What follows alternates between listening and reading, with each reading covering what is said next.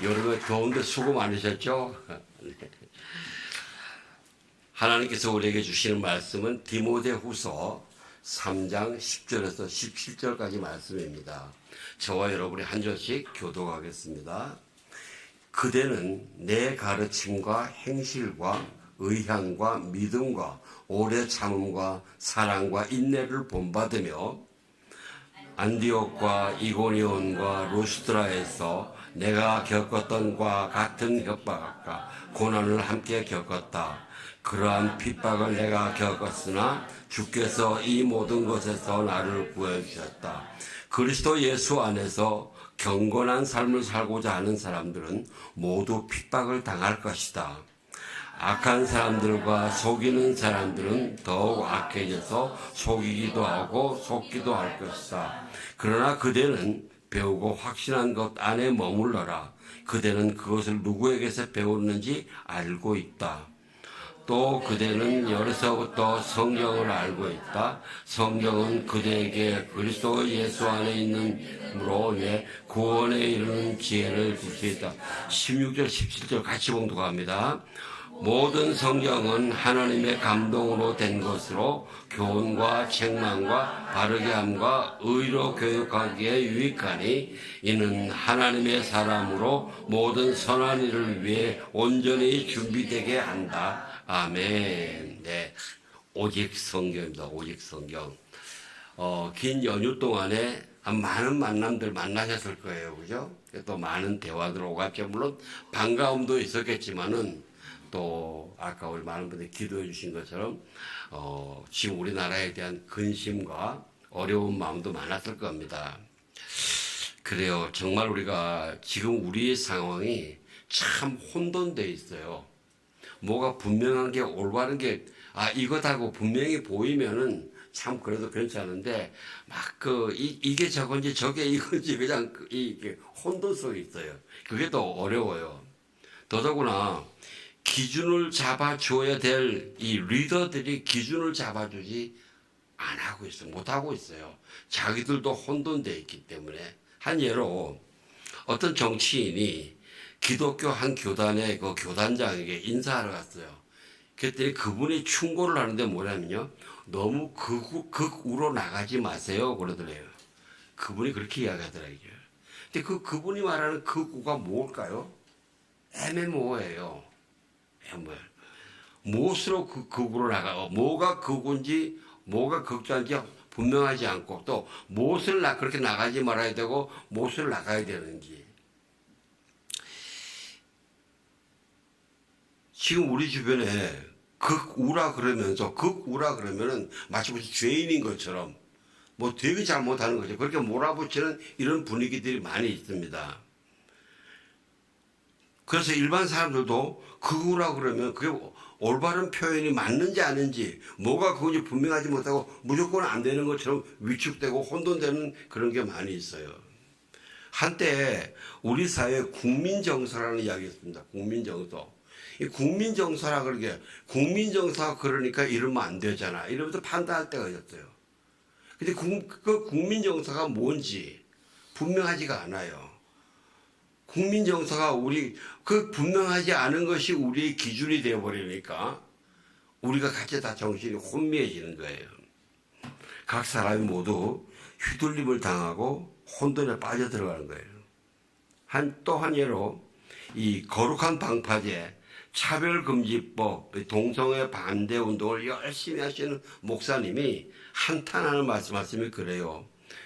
그리스도인들이 동성애 안 된다. 그래서 집회에 열심히 참석해서 부르짖고 기도하는데, 그리고 부르짖고 그러면서도 선거하고 투표할 때는 열심히 무조건 차별금지법 반드시 하겠다. 동성애 꼭 허용하겠다. 그거를 꼭 주장하는 그 사람들 찍고 있다 이거죠. 그러면서 그 목사님이 참 기가 찬다 이거죠. 제가 생각해도 기가 찰 이야기죠.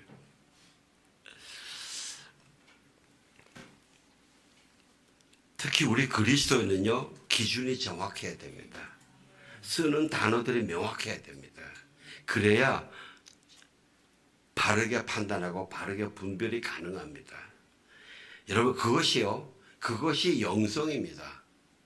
그것이 영성입니다.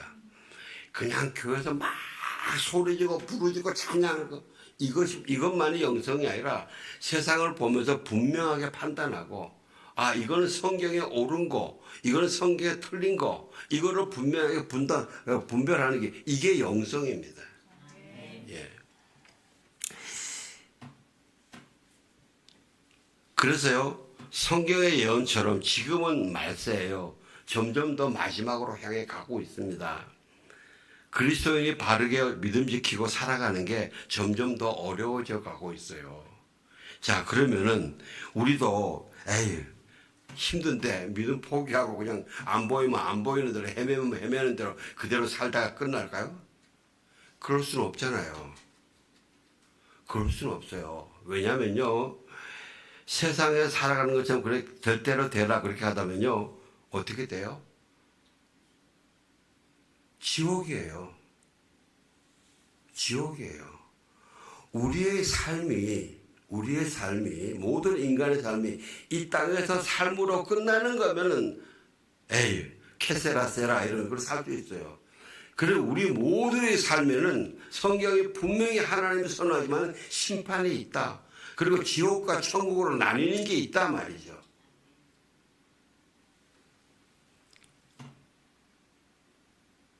그래서 우리가 그냥 흐지부지 살 수가 없어요. 오늘 본문이 디모데후서 3장은요, 사도 바울의 마지막 편지입니다. 거의 유언입니다. 이 바울이 디모데에게 쓰는데 이 본문 뒤에 보면 나는 이미 부어드리는 제물과 같이 제물로 드려졌고 세상을 떠날 때가 가까이 왔다. 나는 선한 싸움을 다 싸우고 경주를 마치고 믿음을 지켰다. 이제 나를 위해서 의의 면류관이 준비되었다. 사랑하는 믿음 안에서 낳은 아들 디모데에게 나는 이제 간다. 부모가 유언하는 거예요. 그런데 그들은 이걸 알아라. 말세에 어려운 때가 막 온다. 사람들은 자기를 사랑하고 돈을 사랑하고 잘난 척하고 교만하고 하나님을 모독하고 부모에게 순종하지 않고 감사할 줄 모르고 거룩하지 않고 무정하고 화해하지 않고 남을 헐뜯고 무절제하고 난폭하고 선한 것을 좋아하지 않고 배반하고 무모하고 자만하고 하나님을 사랑하기보다 쾌락을 더 사랑한다. 이런 악들이 있단 말이지. 그래서 그런 사람들은 경건의 모양은 있으나 경건의 능력은 인정하지 않게 될 것이다. 거룩하게 경건한 것처럼 성경 들고 다니면서 이 믿는 사람이라고 하는 것처럼 하면서 실제 성품과 삶에는 경건의 능력이 안 나타난다는 거죠. 예수님을 믿는 사람, 예수님을 닮은 사람의 그 성품과 그 행동이 안 나타나는 거예요. 그러면서 그럽니다. 항상 배우기는 하지만 결국 진리의 지식에는 도달하지 못하는 사람들이다. 그러면서 그들은 마음이 타락한 사람들이요, 믿음에 실패한 사람들이다 하는 것입니다. 여러분, 이거는요, 예수 안 믿는 사람한테만 하는 거 아닙니다. 예수 믿는다고 하는 사람들한테 하시는 말씀입니다. 저와 여러분에게 하시는 말씀입니다. 저와 여러분도 가만히 살펴보면 아까 말씀드린 이거 내 안에 누구나 다 있어요. 없는 사람 없어요. 내가 없다고 그러면요, 나는 그런 거 없어. 나는 그런 거 하나도 없어. 어느 분이 그러다. 그런 사람은 정신병자이거나 아니면 뭐 잘못된 사람이라고 해요.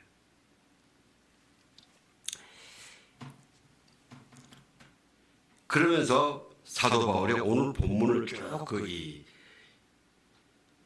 디모데에게 훈계하시는 겁니다. 10절 11절 좀 띄워주세요. 같이 봉독합시다. 그대는 내 가르침과 행실과 의향과 믿음과 오래 참음과 사랑과 인내를 본받으며 안디옥과 이고니온과 루스드라에서 내가 겪었던 것과 같은 핍박과 고난을 함께 겪었다. 그러한 핍박을 내가 겪었으나 주께서 이 모든 것에서 나를 구해 주셨다. 예, 너는 나와 함께 핍박과 고난을 같이 받았고, 그리고 그 핍박과 고난을 같이 이기게 해주시는 하나님의 은혜를 같이 체험했단 말이지. 같이 경험하고 같이 했다. 여러분, 저는 여러분들의 그 삶 속에서 기도하면서 사는 삶, 신앙의 삶 속에서 하나님이 어떻게 나에게 역사하셨는지 그거를 가슴에 새기시기를 주의 이름으로 축원합니다. 그게 믿음의 확신의 기초가 되기 때문입니다. 사도 바울이 그러면서 지금 12절 좀 띄워주실래요? 같이 보다가 그리스도 예수 안에서 경건한 삶을 살고자 하는 사람들은 모두 핍박을 당할 것이다. 예, 그러니까 디모데에게 지금 그러시는 겁니다. 예수 그리스도를 따르는 삶, 예수님을 믿는 삶, 경건한 삶을 살기를 원하는 사람은 핍박이 당연하다는 거예요. 여러분의 삶 가운데서 핍박이 있습니까? 없습니까? 없으면 내가 이상한 거 아닌가 생각해야 돼요. 그래요. 핍박은 싫어요. 핍박 일부러 좋아하는 사람은 없어요. 그러나 내 삶에 핍박이 없으면요, 이게 내가 제대로 가는 건가? 왜 귀신들이 가만히 있지? 나는 상대가 안 되나?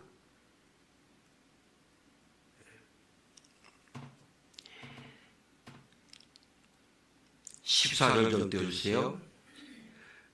시작. 그러나 그대는 배우고 확신한 것에 머무르라. 그대는 그것을 누구에게서 배웠는지 알고 있다. 예, 세상이 너를 속이려 하더라도 너가 나와 함께 같이 하나님을 섬기면서 하나님이 역사하신 그 믿음의 확신, 말씀대로 되는 확신, 복음이 이루어지는 확신, 거기에 굳건하게 서라 말이죠. 굳건하게 서라. 여러분, 내가 말씀을 지키면서 신앙생활하면서 하나님이 나와 함께 하신다는 말씀대로 나를 지키시고 복음대로 내 삶에서 역사하신다는 이 경험을 확신으로 만들지 않으면요, 나는 계속 흔들려요. 왜? 뿌리가 내려지지 않았기 때문에.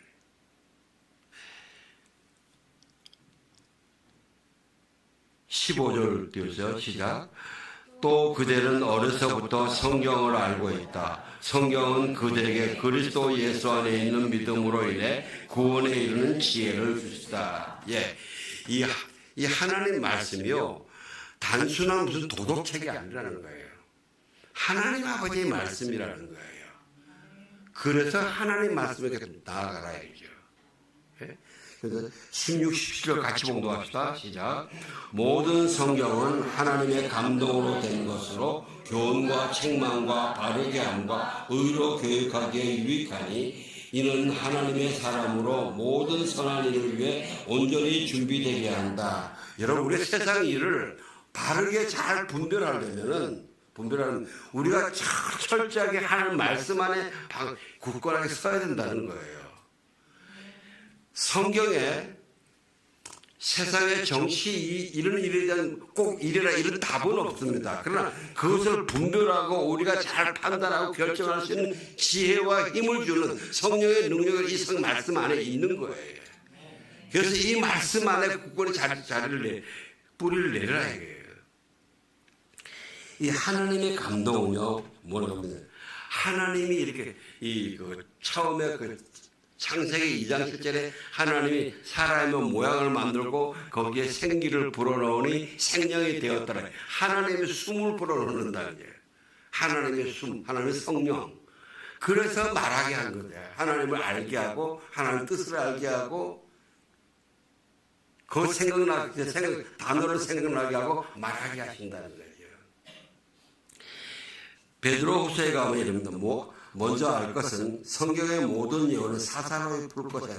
성경을 마음대로 자기 마음대로 풀지 말아라 이제. 자기 마음대로. 그러면서 예언은 언제든지 사람의 뜻으로 난 것이 아니요 오직 성령의 감동하심을 받은 사람들이 하나님께 받아 말하는 것입니다.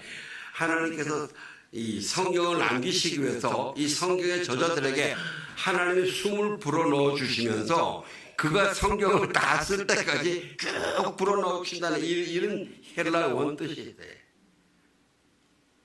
사람들은 그거 다 하나님 사람이 쓴 거 아니냐 근데 아니에요. 성령의 감동하심이란 바로 이런 뜻이에요. 그래서 저와 여러분도 어떤 결정을 내리고 어떤 말을 하고 행동을 할 때에 성령의 감동하심 가운데 있으시길 주의 이름으로 축원합니다. 그래야 내가 하나님이 인정하시는 일이 되고 하나님 또 역사하세요. 그래. 예.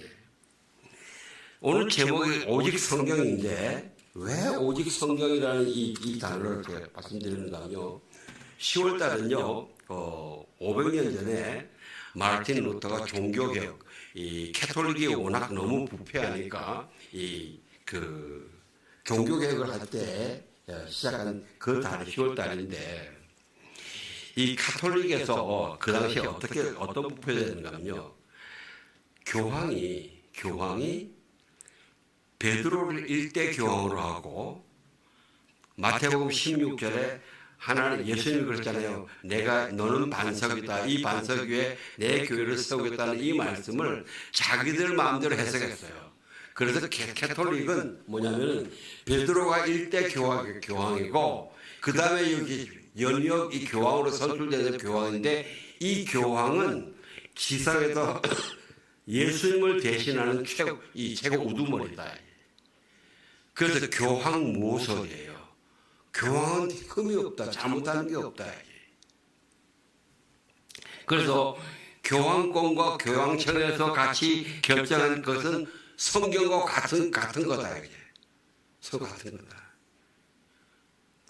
그런데 그 당시에는요, 성경이 히브리어와 아람어와 그 다음에 라틴어로 되어 있어요. 그렇게 되어 있으니까 대부분의 유럽의 사람들이 그 언어를 몰라요. 또 우리 성경책이 없어요. 왜냐하면 그 당시에 인쇄술도 없었기 때문에 다 필사한 거 이걸 가지고 읽고 하거든요. 그러니까 또 이 캐톨릭에서 사람들이 평신도들에게 함부로 성경을 못 읽게 했어요. 네가 잘못 마음대로 해석해가지고 분란을 일으킬 수 있다. 그 성경을 함부로 읽다가는 처벌받아요. 그러니까 우리가 요즘 우리 성경을 마음대로 읽을 수 있는 게요. 축복 중에 축복이에요, 이게요. 예. 그러니까 많이 읽으세요. 그 교황이 완전히 황제가 되어 있는 거예요. 교황권이. 그러면서 이 성직을 매매하는 이게 교황 대주교 이익이 엄청 생기는 직업이 되어버린 거예요. 그 직업 돈 주고 사고 팔아요. 그러면서 그 당시에 그 알브레히트라는 그 독일 대주교가 자기가 그 주교직을 살려고 이 고리대공업자한테 돈을 빌려서 돈 주고 그걸 대주교를 산 거예요. 근데 갚아야 되잖아요. 이 돈이 급해요. 그리고 마침 그때 교황을 레오 10세도 자기 로마 베드로 성당에 있습니다. 이 베드로 그렇게 교황이 베드로를 이어받은 교황이니까 이 베드로 성당을 얼마나 잘 지어야 되겠어요. 자꾸 돈이 드는 거예요. 그렇게 돈이 들어야 되니까 둘이 짜고 면죄부를 팔아라. 그래서 그 밑에 신부한테 테체라는 신부가 돼요. 그들에게 허락을 받고 당신이 이 면죄부 하면 돈을 넣으면은 딸랑하는 소리가 날 때 당신의 그 기도하는 그 연옥에 있는 부모들이 친척들이 천국으로 착 올라간다. 이 딸랑 소리 이게 면죄부예요. 이것에 대해서 사실은 그 한 100여 년 전부터 종교개혁 운동이 일어났는데 다들 막았어요. 요즘 우리 왜 언론 막는 거 있지 않습니까? 꼭 그거 해야 돼요. 그런 거예요. 언론으로 통제해버리는 거예요. 근데 이제 마르틴 루터가 1517년에 면죄부로 죄 산다는 건 말이 안 된다. 이래서 그거를 신학적으로 쫙 이 성경 말씀을 기준해 가지고 95개조를 그 비테버리 성당에다가 교회에다가 걸고서는 자기가 그 이 대주교한테 나와 토론하자. 이거 이래서 안 되는 거다. 면죄부는 이거 말 안 되는 거다. 이 편지를 보냈어요. 그런데 그러고 이제 시작한 거야, 교회 개혁 운동을. 근데 이때 이제 개혁자들이 많이 일어나요. 일어나면서 그러면서 이제 그 마지막에 1521년에 그 거지 4년 후에 교황이 루터를 파문해 이단이라고 파문을 하고 그리고 그래 다시 한번 기회를 줄 테니까 이 보름수 회의에 와라. 한번 논박을 해보자. 그러니까 그 100년 전에 체코 프라하에서 요한 후스라는 사람이 교황청에서 생명은 절대 건드리지 않는다는 그 이야기로 갔다가 잡혀가지고 화형당해요. 가지 말라 그래요. 친구들이 가지 말라. 그러니까 이 루터가 그래요. 귀신이 보름수 교회 기와장같이 보다 많아도 나는 간다. 그리고 가면서 여러분 그 찬양 내 주는 강한 성이요 이거를 이분이 자기가 작곡해가지고 그걸 부르면서 가요. 거기에 유럽의 그 당시에 난다 긴다는 왕들 이거 다 모이는 거예요. 거기서 이제 네가 마르틴 루터가 쓴 책들을 보면서 이거 네가 쓴 거 맞냐? 맞다. 넌 이 내용들을 철회할 생각이 없냐? 이건 맞지 않잖냐? 캐톨릭에 맞지 않잖냐? 철회하라.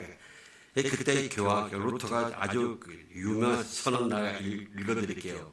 내가 성경의 증언에 의해 또 명백한 양심에 의해 설득돼 확신을 달리 갖지 않는 한 내가 교황만 또는 공의회만 신뢰할 수는 없습니다.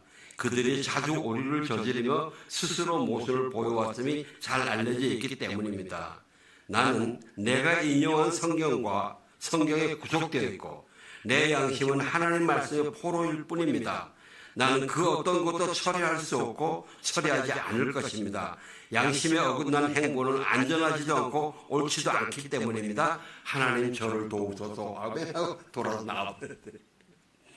근데 이 교황청이 사실 이 보름수의 다음에 몰래 돌아갈 때 이 루터를 체포하려고 그랬어요. 그래서 또 죽이려고 그랬어요. 그런데 이 제후 중에서 이 개혁에 찬성하는 제후가 있었어요.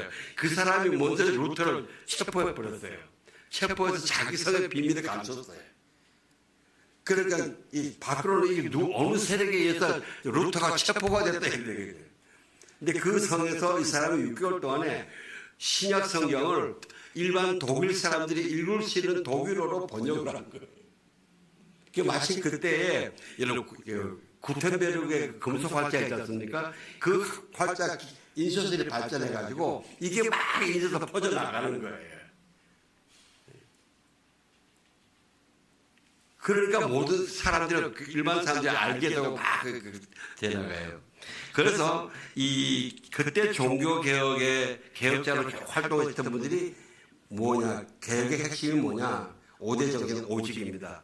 오직 성경, 오직 은혜, 오직 믿음, 오직 예수 그리스도, 오직 하나님께 영광. 우리가 추구할 것은 그 5가지다. 그래서 이 오직 성경의 의미가 좀 알아야 되는데 그들이 교황권과 공의회의 권위를 인정하지 않겠다는 게 아닙니다. 거기에 무조건 반대하겠다는 거 아닙니다. 그러나 그 권위가 성경보다 앞서면 안 된다는 거죠. 성경보다 앞서면 안 된다. 하나님 위에 앞서가면 안 된다는 거죠. 왜냐? 아까 말씀드린 성경은 분명히 하나님께서 성령을 그 종도에게 부어주셔서 성령의 감동함에 안에서 이 전해진 하나님 말씀이기 때문에 그렇기 때문에 성경이 하나님과 같은 권위를 가지는 거예요. 그리고 교황과 공유해온 네, 훌륭합니다. 맞습니다. 그러나 완전하지는 않습니다. 그들도 사람입니다. 실수할 수 있고 잘못할 수 있고 자기 욕심에 빠질 수 있습니다. 그러므로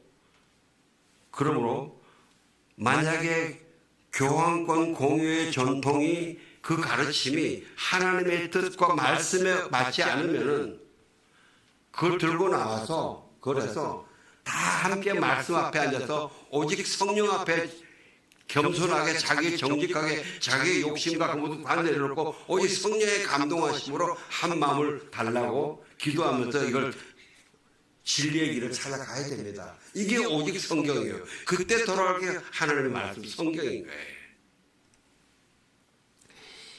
그래서 사도 바울이 디모데에게 그러는 거예요.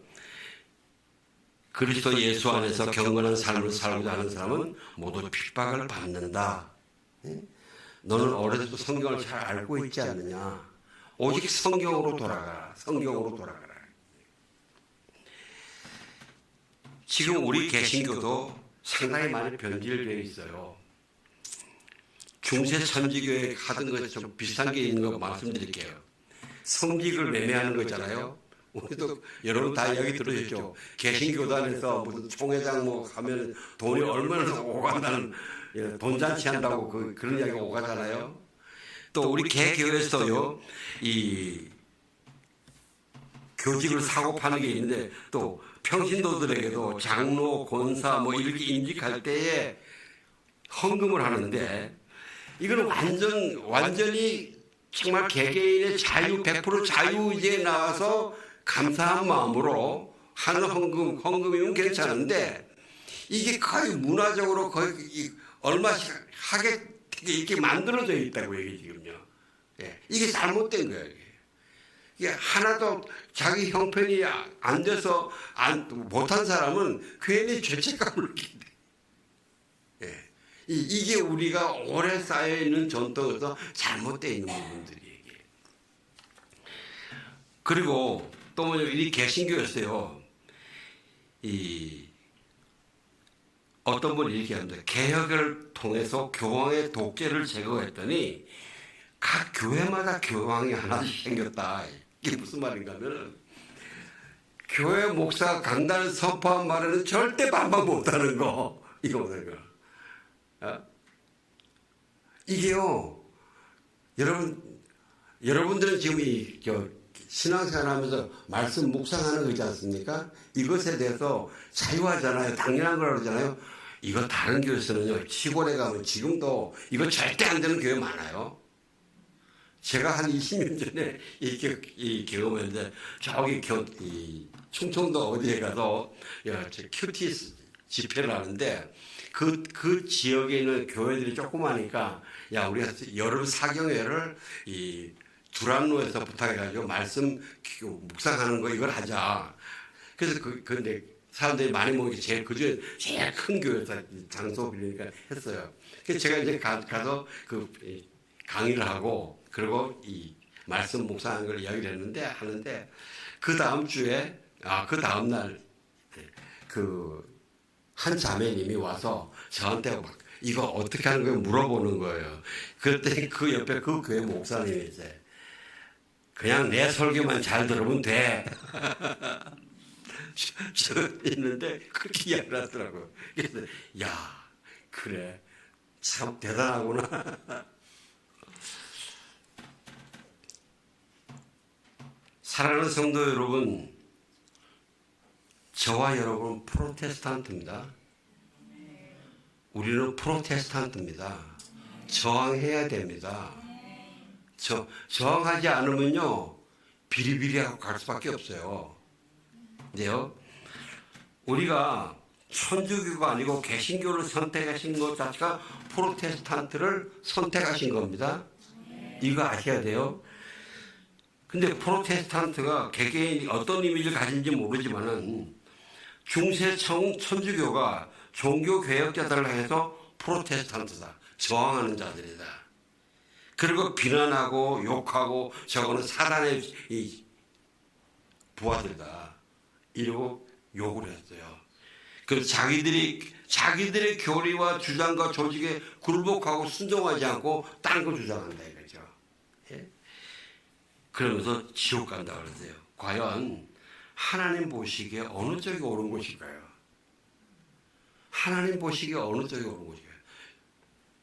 제가 얼마 전에 여러분에게 예수님이라면 어떻게 하셨을까 하는 책을 제가 소개해 드렸잖아요. 예.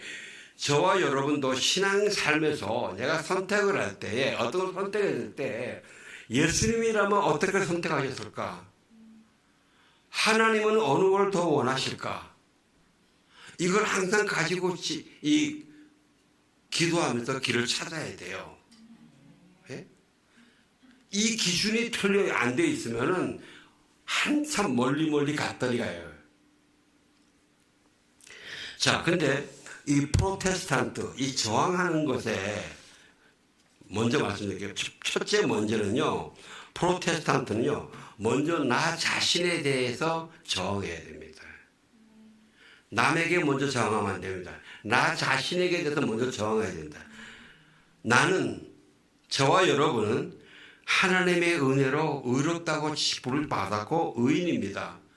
구원의 길에 들어섰습니다. 그런데 아직 우리 속에는 죄들이 잔뜩 남아 있습니다. 아까 말씀드렸던 그거 외에도 또 다른 죄들이 있잖아요. 그것이 끊임없이 나를 묶어내려고 그래요. 넘어지게 하려고 그래요. 이 성화로 가지 못하게 해요. 이거에 저항해야 된다는 거예요. 이 죄에 대해서 저항하는 겁니다. 내 속에 이 죄를 따라갈 수 있는 죄된 성품이 있잖아요. 욕심, 정욕, 이런 따라가려는 그거에 싸워야 돼.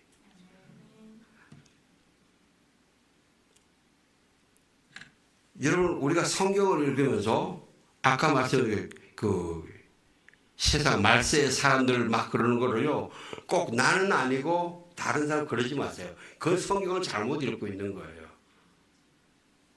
나 자신을 보세요. 나 자신을. 내 속에 이런 게 있다. 그러면 그것을 저항하고 끊어내야 돼요. 그것들에게 끊임없이 저항해야 돼요. 그걸 하나님께 자백하고 예수님 도와달라고 해요. 그래서 마틴 루터가 이 면죄부는 안 된다.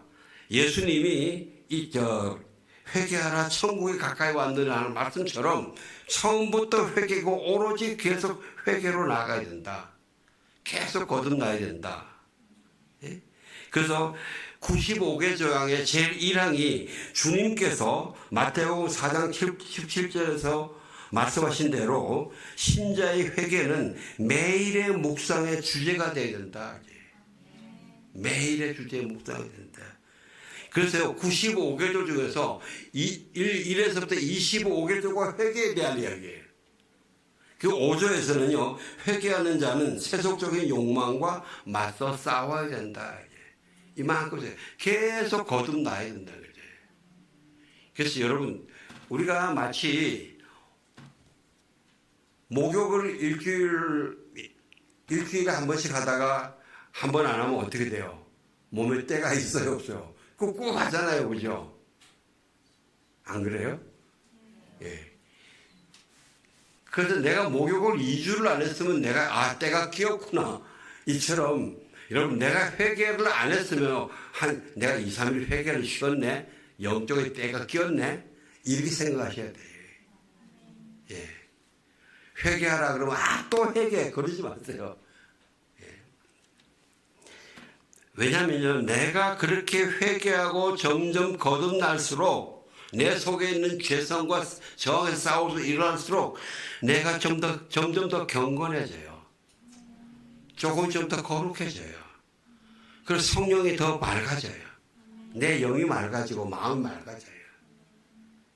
예수님이 그랬잖아요. 마음이 청결한 자는 복이 있나니 하나님을 본다 그랬어요. 예. 우리가 마음이 지저분한 상태로 영이 고여있는 상태로 성경을 맨날 읽어봐야 뭐예요? 안 돼요. 내가 먼저 그렇게 거룩의 건강의 길로 가라는 거죠. 그러면요, 성경을 읽을 때 순결한 이성적인 판단이 더 올라가지. 그리고 하나님을 더 잘 알게 되고 하나님의 마음을 알게 되고요. 하나님 나라를 보여요. 그러면서 예배와 삶 속에서 은혜가 더 많이 체험되고 하나님의 역사가 내 속에 일어나는 게 보여요. 더 분명하게 보여주고 더 많이 보여줘요. 이게 나 자신에 대해서 먼저 저항해야 되는 거예요. 그 다음에 그 상태에서 내가 세상의 죄와 악에 저항해야 돼요.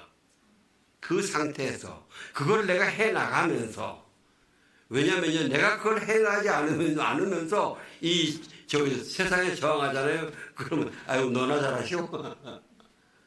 너나 잘하시오. 왜? 그 사람들에서 눈에 보이는 게 있어요. 그리고 그 상태대로 내가 싸우면은, 저항하면요, 내 거는 아무것도 안 하고 그 사람만 비난하게 돼가지고 나도 거기에 막 같이 있지 않습니까? 영적으로 싸우는 것이 아니고 뒤죽박죽해서 나도 같이 시궁창에 같이 들어가요. 지금 우리 사회가 그러게 되어 있는 거예요, 지금. 그리고 그렇게 내가 영적으로 밝아 있어야 밝아지는데 자꾸 추진해 나가야지. 대부분 우리가 영적 싸움을 한다 그러면서 보면요, 사람과 싸워요. 사람과 싸워요.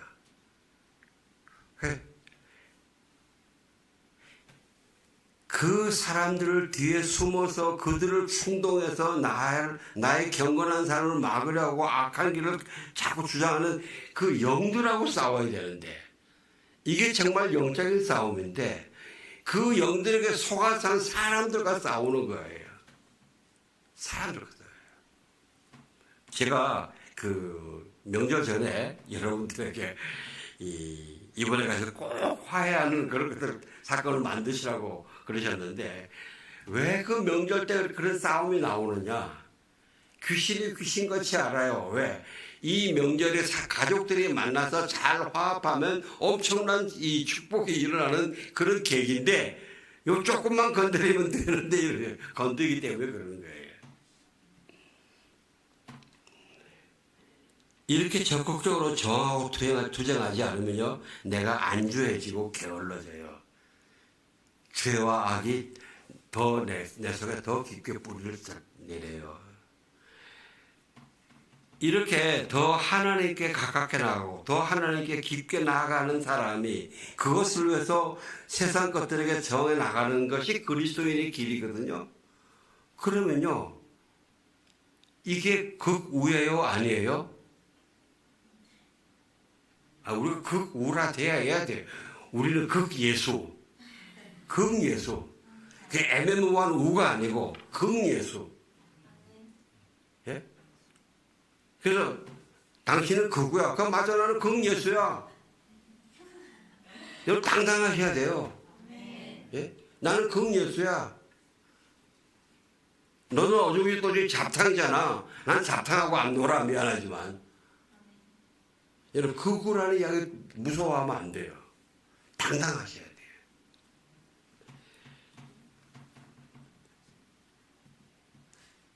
사도행전 11장에 안디옥에서 그 사람들이 엄청나게 모이는 데 힘쓰고 기도하고 막 주변 사람들에게 예수 그리스도의 사랑을 전하고 입이 열리면 그냥 예수 그리스도 그러니까 거기서 처음 안디옥 교회에서 그리스도인이라는 이름을 불렀다 그러지 않습니까? 그게 뭔지 아세요? 아유 저거 예수쟁이. 여러분 욕 좀 먹으세요. 별로 하면 안 하시네. 욕 먹으셔야 돼요. 지금은 있잖아요, 하도 혼돈이 심해서 옛날처럼 얼마 전처럼 이런 혼돈이 안 올 때는 좀 점잖하게 있으면 괜찮아요. 근데 이렇게 파도 칠 때는요, 여러분 욕 좀 먹는 사람이 돼야 내가 바른 길을 가고 있구나 이렇게 알 수 있어요.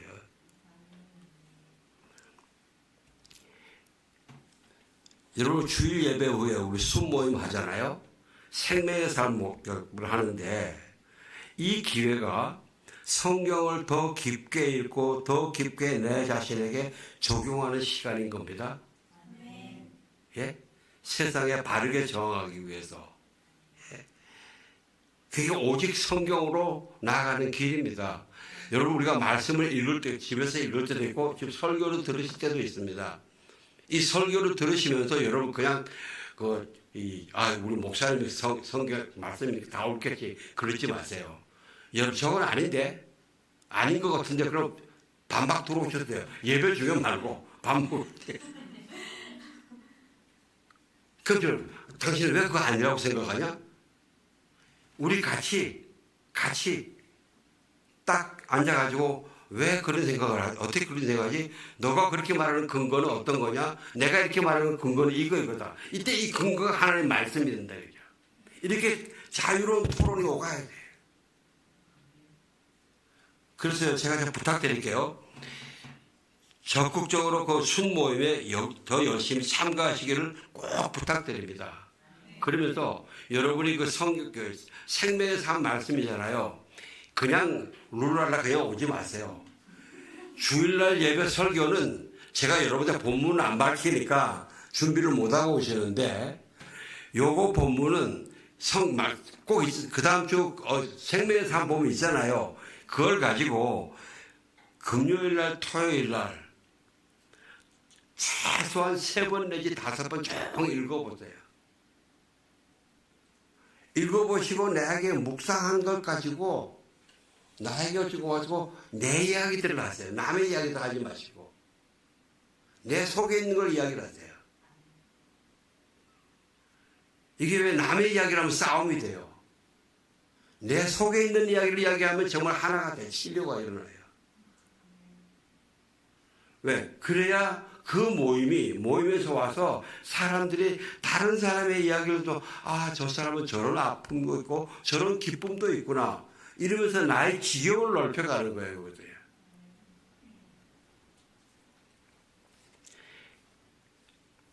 그게 오직 성경. 그때 이야기해서 거기서도 혹시 서로 다른 의견이 나오면 어느 것이 맞느냐.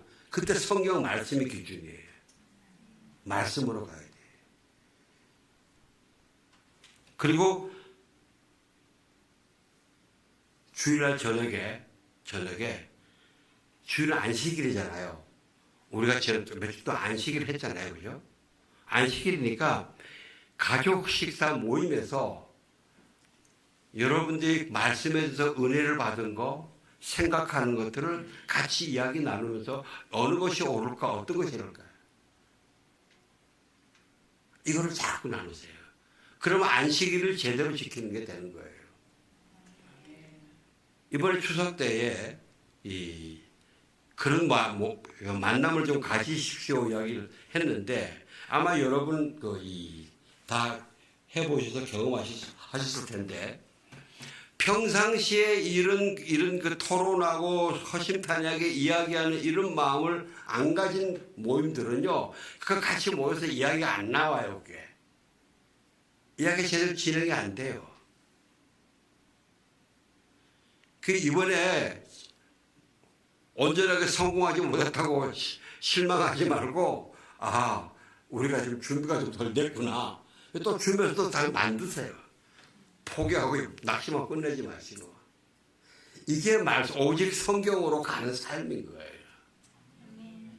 기억하십시오. 오직 성경. 기도하겠습니다. 하나님 감사합니다. 우리에게 성경을 주셔서 감사합니다. 하나님 말씀을 주셔서 감사합니다. 우리가 오직 하나님의 말씀을 향해 나아가며 아버지 세상을 이겨나가는 하나님의 군사가 되겠습니다. 은혜로 도와여 주옵소서. 예수님 이름으로 기도하옵나이다. 아멘. 함께 일어나서